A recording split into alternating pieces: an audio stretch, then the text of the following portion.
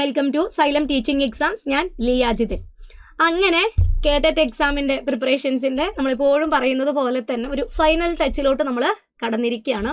ഇനിയുള്ള ദിവസങ്ങളിൽ നമുക്ക് വേണ്ടത് ഒരു ക്വിക്ക് റിവിഷനാണ് അല്ലേ. ഇമ്പോർട്ടൻ്റ് ആയിട്ടുള്ള കാര്യങ്ങൾ മാത്രം ഒന്ന് ഓടിച്ചു നോക്കാനായിട്ടുള്ള ഒരു സമയമാണ് നമ്മുടെ മുന്നിൽ ഇനിയുള്ളത്.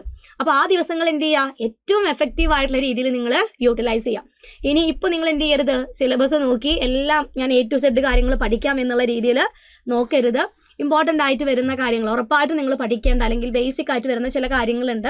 അത് ഏതൊക്കെ കാര്യങ്ങളാണെന്നുള്ളത് നമുക്ക് PYQs നോക്കിക്കഴിഞ്ഞാൽ മനസ്സിലാവും. അത്തരത്തിലുള്ള ഏരിയാസിനാണ് നമ്മൾ കോർ ഏരിയ എന്ന് പറയുന്നത്. നമ്മൾ എപ്പോഴും വീഡിയോയിൽ പറയുന്നതാണ് കോർ ഏരിയ എന്നുള്ളത്. അപ്പോൾ കുറച്ച് കുട്ടികൾ ചോദിച്ചു എന്താണ് ഈ കോർ ഏരിയ എന്നുള്ളത്. കോർ ഏരിയ എന്ന് പറയുന്നത് ഇത്ര മാത്രമേ ഉള്ളൂ, റിപ്പീറ്റ് ചെയ്ത് ചോദ്യം വരുന്ന ഭാഗങ്ങളെയാണ് നമ്മൾ കോർ ഏരിയ എന്ന് പറയുന്നത് അല്ലേ. ഉറപ്പായിട്ടും ആ ഭാഗങ്ങൾ പഠിച്ചു കഴിഞ്ഞാൽ നമുക്ക് മാർക്ക് സ്കോർ ചെയ്യാനായിട്ട് പറ്റും. അപ്പോൾ സൈക്കോളജിയിലും എന്തുണ്ട്, അത്തരത്തിൽ ചില കോർ ഏരിയാസ് ഉണ്ട്. അപ്പോൾ ആ ഏരിയസിൽ നിന്ന് വരുന്ന ചോദ്യങ്ങളാണ് നമ്മൾ മാക്സിമം ഫൈനൽ ടച്ചിലാണെങ്കിലും റാപ്പിഡ് റിവിഷൻസ് നടത്തുമ്പോഴാണെങ്കിലും ഒക്കെ ഉപയോഗിക്കുന്നത്. അപ്പോൾ അത്തരത്തിലുള്ള കുറച്ച് ചോദ്യങ്ങളുമായിട്ടാണ് ഇന്ന് ഞാൻ വന്നിട്ടുള്ളത്. നമുക്ക് ഉടനെ തന്നെ എന്ത് ചെയ്യാം, ചോദ്യങ്ങൾ നോക്കാം. ചോദ്യങ്ങൾ നിങ്ങൾ നല്ലപോലെ വായിച്ചു നോക്കുക, ഓപ്ഷൻസ് നല്ലപോലെ നോക്കുക. അതിനുശേഷം നിങ്ങൾക്ക് എത്ര ചോദ്യങ്ങൾ ആൻസർ ചെയ്യാൻ പറ്റുന്നുണ്ട്, എത്ര ചോദ്യങ്ങൾ നിങ്ങൾക്ക് ഉത്തരം കണ്ടുപിടിക്കാൻ പറ്റുന്നുണ്ട് എന്നുള്ള കാര്യങ്ങളൊന്ന് നോക്കാം. ഏറ്റവും ഒടുവിൽ വീഡിയോ കണ്ടതിന് ശേഷം നിങ്ങൾ എന്ത് ചെയ്യുക, നിങ്ങളുടെ മാർക്കുകൾ കമൻ്റ് ആയിട്ട് കൊടുക്കുക. അപ്പോൾ റെഡി ആണല്ലോ? യെസ്. നമ്മുടെ ഫസ്റ്റ് ക്വസ്റ്റ്യൻ, സൈക്കോളജിയെ കുറിച്ചുള്ള ശരിയായ പ്രസ്താവനകൾ ഏതൊക്കെ അല്ലെ. ഒരു സ്റ്റേറ്റ്മെന്റ് ടൈപ്പ് ക്വസ്റ്റ്യൻ ആണ്. 4 സ്റ്റേറ്റ്മെന്റ് കൊടുത്തിട്ടുണ്ട്. ഇതിലേതൊക്കെയാണ് സൈക്കോളജിയെ കുറിച്ചുള്ള ശരിയായ പ്രസ്താവനകൾ? ഫസ്റ്റ് സ്റ്റേറ്റ്മെന്റ്, തുടക്കത്തിൽ ആത്മാവിന്റെ ശാസ്ത്രമായാണ് സൈക്കോളജിയെ കരുതിയിരുന്നത്. സെക്കൻഡ്, സൈക്കോളജി എന്ന പദം ആദ്യമായി ഉപയോഗിച്ചത് വില്യം ജെയിംസ് ആണ്. തേർഡ്, ലാറ്റിൻ പദങ്ങളായ സൈക്ക്, ലോഗോസ് എന്നീ പദങ്ങളിൽ നിന്നാണ് സൈക്കോളജി രൂപം കൊണ്ടത്. 4 ഇവയെല്ലാം. ഇതിലേതൊക്കെയാണ് ശരിയായ പ്രസ്താവനകൾ? ഏതൊക്കെയായിരിക്കും? 1 മാത്രം ശരി, 1, 2 മാത്രം ശരി, 3, 4 മാത്രം ശരി, 1 മാത്രം ശരി. ഇവിടെ ഏതായിരിക്കും ആൻസർ ആയിട്ട് വരിക? ആലോചിച്ച് നോക്കിയേ.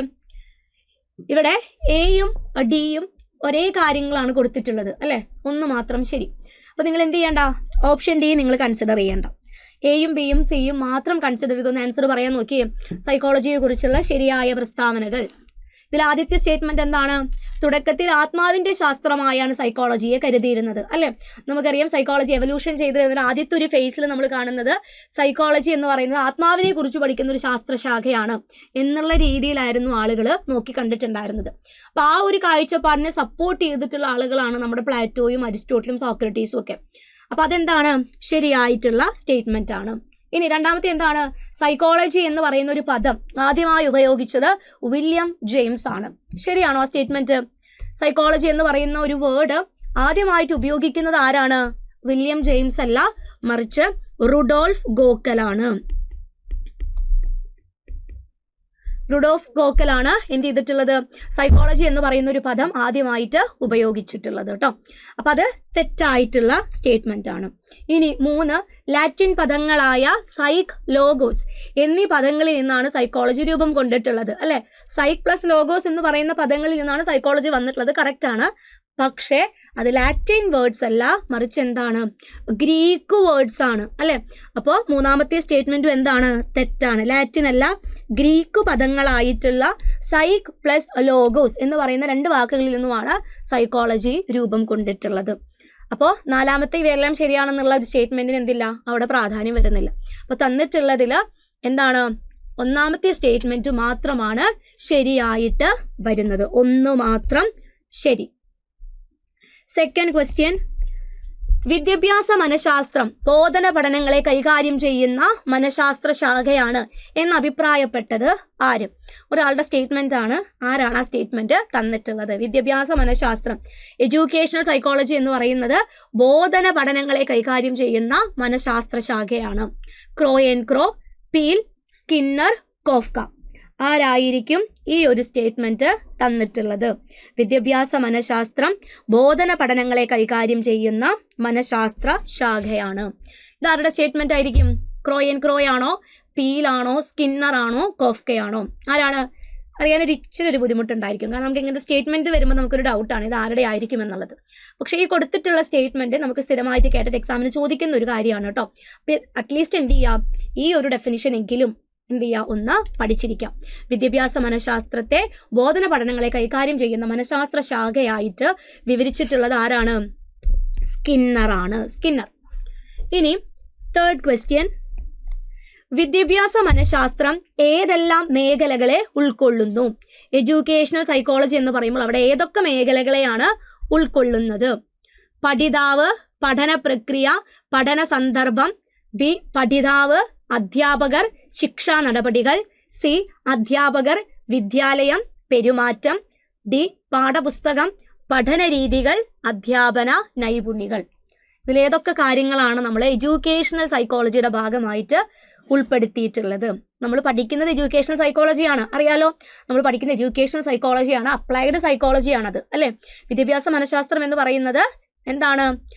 അപ്ലൈഡ് സൈക്കോളജിയുടെ കാറ്റഗറിയിലാണ് വരുന്നത്. അവിടെ നമ്മൾ പഠിക്കുന്നത് പഠിതാവിനെ കുറിച്ചും പഠന പ്രക്രിയയെ കുറിച്ചും പഠന സന്ദർഭത്തെക്കുറിച്ചും, അല്ലെ?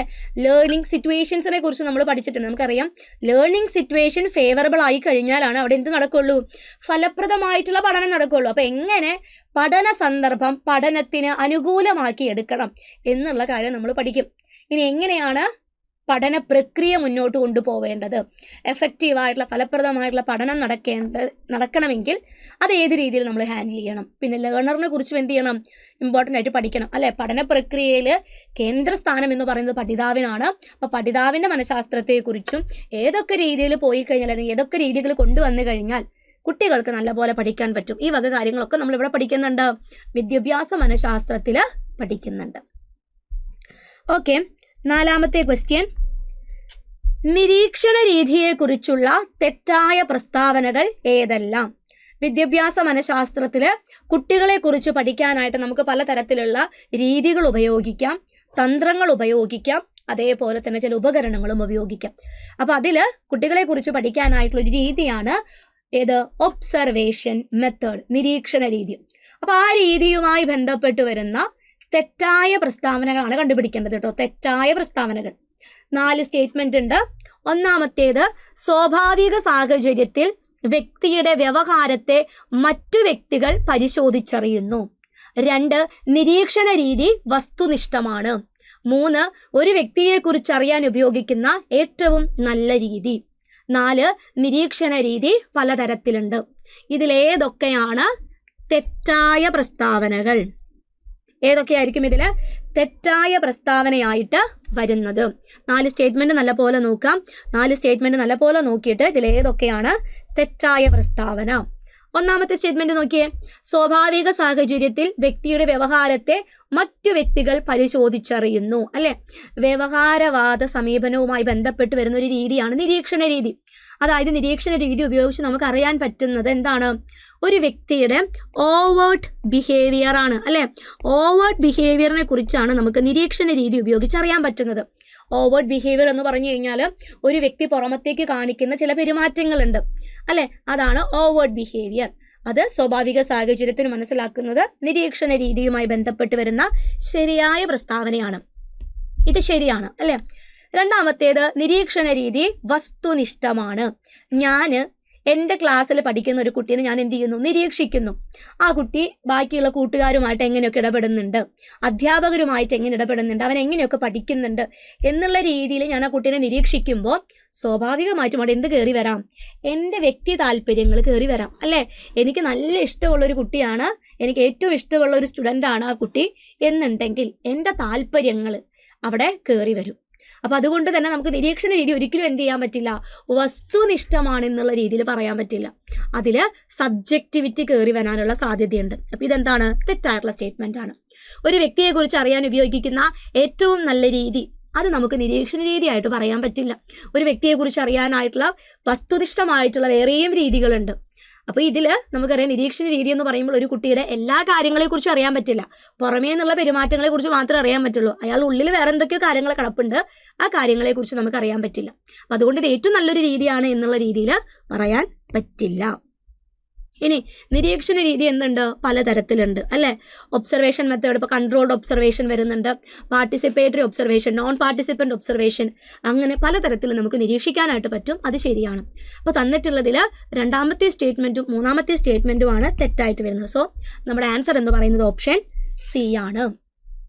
ഓക്കെ, ഇനി അഞ്ചാമത്തെ ചോദ്യം, കുട്ടികളുടെ പഠനത്തെ സ്വാധീനിക്കുന്ന ഏതെങ്കിലും ഒരു ഘടകത്തിന്റെ സ്വാധീനം മനസ്സിലാക്കാൻ സാധിക്കുന്ന ഏറ്റവും നല്ല പഠനരീതി.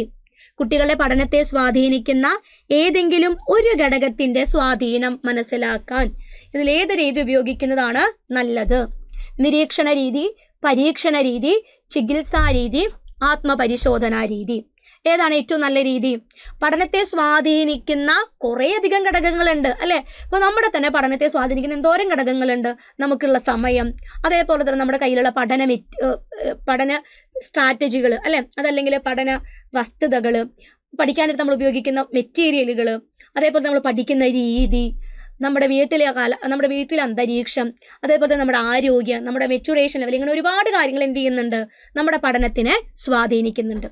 പക്ഷേ ചോദ്യത്തിൽ കൊടുത്തിട്ടുള്ള എന്താണ്? പഠനത്തെ സ്വാധീനിക്കുന്ന ഏതെങ്കിലും ഒരു ഘടകത്തിന്റെ സ്വാധീനം. അപ്പൊ ആ ഒരു ഘടകം എങ്ങനെയാണ് പഠനത്തിനെ സ്വാധീനിക്കുക? ഉദാഹരണം നോക്കുകയാണെങ്കിൽ എൻ്റെ വീട്ടിലെ അന്തരീക്ഷം എങ്ങനെയാണ് പഠനത്തെ സ്വാധീനിക്കുന്നത് എന്നുള്ള കാര്യത്തെക്കുറിച്ചാണ് എനിക്ക് പഠിക്കേണ്ടത്.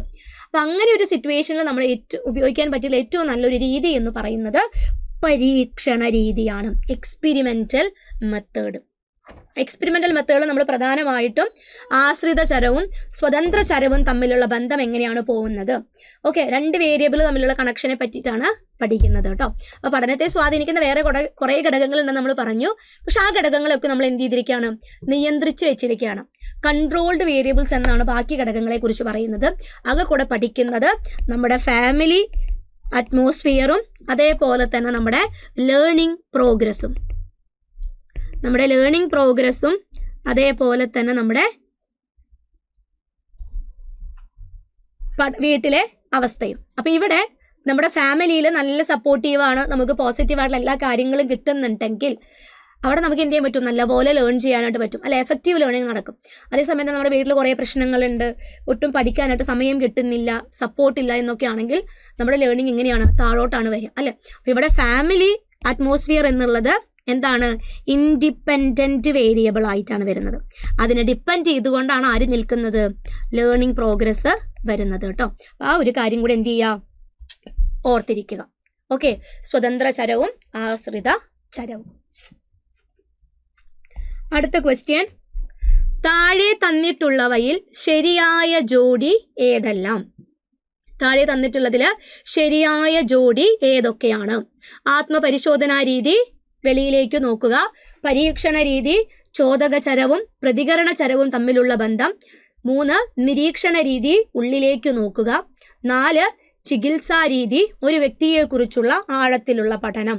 നമുക്ക് കുട്ടികളെക്കുറിച്ച് പഠിക്കാനായിട്ടുള്ള പഠന രീതികൾ, തന്ത്രങ്ങൾ, ഉപകരണങ്ങൾ തുടങ്ങിയവയെക്കുറിച്ച് നമുക്ക് ഉറപ്പായിട്ടും ക്വസ്റ്റ്യൻ വരുന്ന ഒരു ഏരിയയാണ്. അത് നല്ലപോലെ പഠിച്ചിട്ട് വേണം നിങ്ങൾ എന്ത് ചെയ്യാനായിട്ട് പോവാനായിട്ട് കേട്ടോ.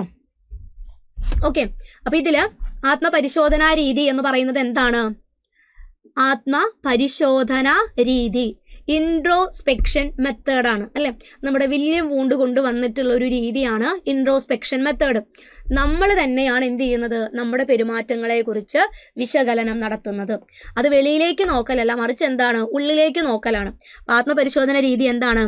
തെറ്റായിട്ടുള്ള ജോഡിയാണ്. ഇനി പരീക്ഷണ രീതി നമ്മൾ പറഞ്ഞു, ആശ്രിത ചരവും സ്വതന്ത്ര ചരവും തമ്മിലുള്ള ബന്ധം അല്ലേ. അത് തന്നെയാണ് ഇവിടെ ചോദക ചരവും പ്രതികരണ ചരവും എന്നുള്ള രീതിയിൽ കൊടുത്തിട്ടുള്ളത്. കോസ് ആൻഡ് എഫക്റ്റ് റിലേഷൻ ആണ് വരുന്നത്. അതെന്താണ്? കറക്റ്റ് ആണ്. ഇനി നിരീക്ഷണ രീതി എന്ന് പറയുന്നത് ഉള്ളിലേക്ക് നോക്കലല്ല, മറിച്ച് എന്താണ്? നമ്മൾ മറ്റൊരാളുടെ പെരുമാറ്റമാണ് മനസ്സിലാക്കുന്നത്, വെളിയിലേക്ക് നോക്കുക. നിരീക്ഷണ രീതിയും ആത്മപരിശോധന രീതിയും എന്ത് ചെയ്യണം? അങ്ങോട്ടേക്കും ഇങ്ങോട്ടേക്കും മാറിപ്പോയിരിക്കണം. അപ്പം ഇതും തെറ്റായിട്ടുള്ളതാണ്. ഇനി ചികിത്സാ രീതി അല്ലെ, ചികിത്സാ രീതി, clinical method, case history, case study എന്നൊക്കെ പറയുന്നത്. അവിടെ ഒരു വ്യക്തിയെക്കുറിച്ചുള്ള ആഴത്തിലുള്ള പഠനം എന്നാണ് കൊടുത്തിട്ടുള്ളത്. അതെന്താണ്? ശരിയാണ് അല്ലേ. ഒരു കുട്ടിയെക്കുറിച്ചുള്ള A to Z കാര്യങ്ങൾ നമ്മൾ മനസ്സിലാക്കുന്നത് ഏത് രീതി ഉപയോഗിച്ചിട്ടാണ്? ചികിത്സാ രീതി ഉപയോഗിച്ചിട്ടാണ്. ഒരു കുട്ടിയുടെ അക്കാദമിക് ആയിട്ടുള്ള കാര്യങ്ങളും നോൺ അക്കാദമിക് ആയിട്ടുള്ള കാര്യങ്ങളും നമ്മൾ എവിടെ പഠിക്കുന്നുണ്ട്? ചികിത്സാ രീതിയുടെ ഭാഗമായിട്ട് പഠിക്കുന്നുണ്ട്. അപ്പോൾ ശരിയായിട്ടുള്ള ജോഡി എന്ന് പറയുന്നത് ഏതൊക്കെയാണ്? 2ഉം അതേപോലെ തന്നെ 4ഉമാണ് അല്ലേ? ഓപ്ഷൻ ബി ആണ് ഇവിടെ ആൻസർ വരുന്നത്. 2ഉം 4ഉമാണ് ശരിയായിട്ടുള്ള ജോഡികൾ. ബാക്കിയൊക്കെ തെറ്റാണ്. അങ്ങോട്ടേക്കും ഇങ്ങോട്ടേക്കും മാറിപ്പോയിരിക്കുകയാണ് കേട്ടോ. Next question 7. താഴെ തന്നിരിക്കുന്നതിൽ ശരിയായ ജോഡി ഏതൊക്കെയാണ്? താഴെ തന്നിരിക്കുന്നതിൽ ശരിയായ ജോഡി ഏതൊക്കെയാണ്? ചികിത്സാ രീതി ലെറ്റ്നർ വിമർ, ആത്മപരിശോധനാ രീതി വില്യം വൂണ്ട്, സമൂഹമിതി JL മൊറീനോ, ക്രിയാഗവേഷണം സ്റ്റീഫൻ എം കോറി. ഇതിൽ എന്താണ്? ഇൻവെൻഷൻസും ഉണ്ട്, ഇൻവെൻറ്റേഴ്സും ഉണ്ട് അല്ലേ? രീതികളും ഉണ്ട്. അത് കണ്ടുപിടിച്ച ആളുകളുടെ പേരുകളാണ് കൊടുത്തിട്ടുള്ളത്. അപ്പോൾ ഇതിൽ ഏതൊക്കെയാണ് ശരിയായിട്ടുള്ളത്? ചികിത്സാ രീതി എന്താണ് നമ്മൾ പറഞ്ഞു അല്ലേ? ക്ലാസ്സിൽ എല്ലാവരിൽ നിന്നും വ്യത്യസ്തമായിട്ടുള്ള രീതിയിൽ പെരുമാറുന്ന 1-2 കുട്ടികൾ ഉണ്ടായിരിക്കും. അപ്പോൾ എന്തുകൊണ്ടാണ് അവനിങ്ങനെ വ്യത്യസ്തമായിട്ടുള്ള രീതിയിൽ പെരുമാറുന്നത്? അവൻ എന്തെങ്കിലും പ്രശ്നങ്ങളുണ്ടോ? വീട്ടിൽ എന്തെങ്കിലും കാരണങ്ങൾ കൊണ്ടാണോ അവൻ പഠിക്കാത്തത്? അപ്പോൾ ഇത്തരത്തിൽ ആ കുട്ടീനെ കുറിച്ച് നമുക്ക് എല്ലാ കാര്യങ്ങളും അറിയണം എന്നുണ്ടെങ്കിലാണ് നമ്മൾ എന്തെടുക്കുന്നത്? ചികിത്സാ രീതി, ക്ലിനിക്കൽ മെത്തേഡ് ഉപയോഗിക്കുന്നത്. അത് ഡെവലപ്പ് ചെയ്തിട്ടുള്ള ആര് തന്നെയാണ്? ലെറ്റ്നർ വിമറാണ്. ഇനി ആത്മപരിശോധനാ രീതി നമ്മൾ പറഞ്ഞു, കുറച്ച് നേരത്തെയും കൂടെ പറഞ്ഞതാണ്. നമ്മൾ തന്നെ എന്ത് ചെയ്യാണ്? നമ്മുടെ പെരുമാറ്റങ്ങളെക്കുറിച്ച് വിശകലനം ചെയ്യുന്നതാണ്. വില്യം വൂണ്ടാണത് കൊണ്ടുവന്നിട്ടുള്ളത്. സമൂഹമിതി എന്ന് പറയുന്നത് ഒരു ഗ്രൂപ്പിൽ അംഗങ്ങൾ തമ്മിലുള്ള ഒരു സാമൂഹ്യ ബന്ധം എത്രത്തോളം ഉണ്ട് അല്ലെ? ഇപ്പോൾ ഒരു 12 പേരുള്ള ഒരു ക്ലാസ് റൂം. അപ്പോൾ ഈ 12 പേരും തമ്മിലുള്ള സാമൂഹ്യ ബന്ധം ഏത് രീതിയിലുള്ളതാണ്? ഇതിൽ ആരാണ് എല്ലാവർക്കും ഇഷ്ടപ്പെട്ട വ്യക്തി, ആരാണ് ആർക്കും ഇഷ്ടമില്ലാത്ത കുട്ടി, ആരൊക്കെയാണ് ഫ്രണ്ട്സ് ആയിട്ട് വരുന്നത്, ആരൊക്കെയാണ് മ്യൂച്വൽസ് എന്നുള്ള രീതിയിൽ സാമൂഹ്യ ബന്ധങ്ങളെക്കുറിച്ച് അറിയാൻ വേണ്ടി ഉപയോഗിക്കുന്നതാണ് സമൂഹമിതി, സോഷ്യോമെട്രി എന്ന് പറയുന്നത്. അത് ഡെവലപ്പ് ചെയ്തിട്ടുള്ളത് JL മൊറീനോയാണ്. കറക്റ്റാണ്. ഇനി ആക്ഷൻ റിസർച്ച്. ക്ലാസ്സിലെ ഭൂരിഭാഗം കുട്ടികളും ഒരു പ്രത്യേക പഠന ബുദ്ധിമുട്ട് അനുഭവപ്പെടുന്നുണ്ട് അവർക്ക്. അല്ലെങ്കിൽ ഇപ്പോൾ ഒരു 50 പേരുള്ള ഒരു ക്ലാസ് റൂമിൽ 35 പേരും വായിക്കുമ്പോൾ എന്താണ്? മലയാളം വായിക്കാൻ അവർക്ക് കിട്ടുന്നില്ല, തപ്പി നടഞ്ഞുമാണ് വായിക്കുന്നത്. അപ്പോൾ 35 പേർക്കും ഈ പ്രശ്നമുണ്ട്. അപ്പോൾ 35 പേർക്കും എന്ത് ചെയ്യണം? ആ പ്രശ്നം പരിഹരിക്കണം. അപ്പോൾ ആ ഒരു സിറ്റുവേഷനിലാണ് നമ്മൾ എന്തെടുക്കുന്നത്? ക്രിയാഗവേഷണം, ആക്ഷൻ റിസർച്ച് എടുക്കുന്നത്. അപ്പോൾ ഈ ആക്ഷൻ റിസർച്ച് എന്ന് പറയുമ്പോൾ നമുക്കറിയാം ഒരു ആക്ഷൻ എടുക്കുന്നുണ്ട് അല്ലേ? ആ പ്രശ്നം നമ്മൾ കണ്ടുപിടിക്കുക മാത്രമല്ല, മറിച്ച് ആ പ്രശ്നം പരിഹരിക്കാനായിട്ട് എന്ത് കാര്യമാണ് ചെയ്യേണ്ടത്? ആക്ഷൻ എടുക്കുന്നു. ആക്ഷൻ റിസർച്ച് ഡെവലപ്പ് ചെയ്തിട്ടുള്ളത് സ്റ്റീഫൻ എം കോറിയാണ്. വിദ്യാഭ്യാസ മേഖലയിൽ ആക്ഷൻ റിസർച്ച് കൊണ്ടുവന്നിട്ടുള്ളത് സ്റ്റീഫൻ എം കോറിയാണ്. അപ്പോൾ തന്നിട്ടുള്ള ഈ 4 ജോഡികളും എന്ത് തന്നെയാണ്? ശരിയായിട്ടുള്ള രീതിയിലാണ് കൊടുത്തിട്ടുള്ളത്. ചികിത്സാ രീതി ലെറ്റ്നർ വിമർ, ആത്മപരിശോധനാ രീതി വില്യം വൂണ്ടാണ്, സമൂഹമിതി JL മൊറീനോ, ക്രിയാഗവേഷണം Stephen M Corey. Okay, clinical method, introspection method, sociometry, action research. Next question. ഒരു വിദ്യാർത്ഥിയുടെ കായികവും ഭൗതികവും സാൻമാർഗികവും സാമൂഹികവുമായ മേഖലകളെ എല്ലാം പ്രതിപാദിക്കുന്ന ദത്തശേഖരണ ഉപകരണം. ദത്തശേഖരണ ഉപകരണം. ചില ഉപകരണങ്ങൾ നമുക്ക് കുട്ടികളെ കുറിച്ച് മനസ്സിലാക്കാൻ വേണ്ടിയിട്ട് ഉപയോഗിക്കാൻ പറ്റുമെന്ന് പറഞ്ഞു അല്ലെ? അപ്പൊ ഇവിടെ ഈ ഉപകരണം ഉപയോഗിച്ച് നമുക്ക് എന്ത് ചെയ്യാം? ഒരു വിദ്യാർത്ഥിയുടെ കായികവും ഭൗതികവും സാൻമാർഗികവും സാമൂഹികവുമായിട്ടുള്ള എല്ലാ കാര്യങ്ങളെ കുറിച്ചും അറിയാൻ പറ്റും. അപ്പൊ അതിന് വേണ്ടിയിട്ട് ഉപയോഗിക്കുന്ന ദത്തശേഖരണ ഉപകരണം ഏതാണ്?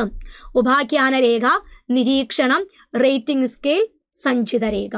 ഇതിലേത് റെക്കോർഡിന്റെ ഭാഗമായിട്ടാണ് നമ്മൾ കുട്ടികളുടെ കായികമായിട്ടുള്ളതും ഭൗതികമായിട്ടുള്ളതും സാൻമാർഗികമായിട്ടുള്ളതും സാമൂഹികമായിട്ടുള്ള എല്ലാ മേഖലകളെയും കുറിച്ച് പ്രതിപാദിക്കുന്നത്? ഇതിന്റെ ഭാഗമായിട്ടാണ് ഒരു കുട്ടിയുടെ A to Z കാര്യങ്ങൾ നമ്മൾ കൊടുക്കുന്നത്. എവിടെയാണ്? അനക്ഡോട്ടൽ റെക്കോർഡിലാണോ, ഒബ്സർവേഷനിലാണോ, റേറ്റിംഗ് സ്കെയിലാണോ, ക്യുമുലേറ്റീവ് റെക്കോർഡിലാണോ? ഇവിടെ നമ്മൾ പറഞ്ഞിട്ടുണ്ട് സഞ്ചി എന്ന് പറഞ്ഞു കഴിഞ്ഞാൽ നമുക്കറിയാം ഒരു യാത്രയ്ക്ക് നമ്മൾ സഞ്ചി കൈപിടിക്കുമ്പോൾ നമുക്ക് കിട്ടുന്ന എല്ലാ കാര്യങ്ങളും നമ്മൾ എന്ത് ചെയ്യും? ആ സഞ്ചിയിൽ എടുത്തിടും അല്ലേ? അതേപോലെ തന്നെയാണ് കുട്ടികളുടെ എല്ലാ തരത്തിലുള്ള വിവരങ്ങൾ നമ്മൾ രേഖപ്പെടുത്തുന്നത് സഞ്ചിത രേഖയിലാണ്, cumulative record. Okay, next question 9. അതിയായ ആത്മപരതയുള്ള ഒരു കുട്ടിയിൽ നിന്നും വിവരങ്ങൾ ശേഖരിക്കാൻ സഹായിക്കുന്ന ദത്തശേഖരണ തന്ത്രം ഏത്? അതിയായ ആത്മപരത എന്ന് പറഞ്ഞാൽ ഇൻട്രോവേർട്ട് ആയിട്ടുള്ള ചില കുട്ടികൾ ഉണ്ടായിരിക്കും. ഇൻട്രോവേർട്ട് ആയിട്ടുള്ള കുട്ടികൾ എന്ന് പറയുമ്പോൾ അധികം ആരുമായിട്ടും കൂട്ടുകൂടാത്ത ഉള്ളിലേക്ക് ഇങ്ങനെ വലിഞ്ഞിരിക്കുന്ന കുട്ടികളുണ്ട്. എന്ത് ചോദ്യം ചോദിച്ചു കഴിഞ്ഞാലും വേണ്ട, ഞാൻ ഒറ്റയ്ക്ക് ഇരുന്നോളാം. ഒരു സാമൂഹ്യപരമായിട്ട് ആരുമായിട്ടും ഇടപെടാത്ത കുട്ടികൾ. അപ്പോൾ അത്തരത്തിൽ അതിയായ ആത്മപരതയുള്ള, അപ്പോൾ ഇൻട്രോവേർട്ട് ആയിട്ടുള്ള കുട്ടികളെ സംബന്ധിച്ചിടത്തോളം നമ്മൾ പറഞ്ഞു അവർക്ക് അവരവരെ കുറിച്ച് എന്തുണ്ടായിരിക്കും, നല്ല അറിവുണ്ടായിരിക്കും. എനിക്ക് എൻ്റെ കഴിവുകൾ എന്താണ്, എൻ്റെ കുറവുകൾ എന്താണ്, ഇതൊക്കെ അത്യാവശ്യം നല്ല രീതിയിൽ അറിയാൻ പറ്റുന്ന കുട്ടികളാണ് ഇൻട്രോവേർട്ട് ആയിട്ടുള്ള കുട്ടികൾ.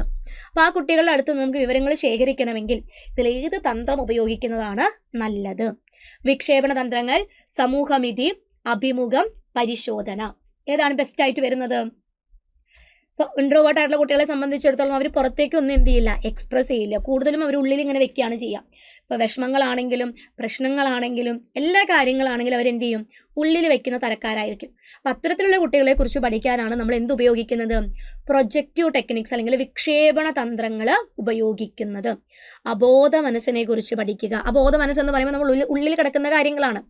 അത് ചില കുട്ടികളോട് നമ്മൾ എന്തൊക്കെ കാര്യങ്ങൾ ചോദിച്ചു കഴിഞ്ഞാലും അവരെന്ത് ചെയ്യില്ല, ചില കാര്യങ്ങളൊന്നും വിട്ടു പറയില്ല, പുറത്തേക്ക് എടുക്കില്ല, അതിങ്ങനെ ഉള്ളിൽ തന്നെ വെക്കും.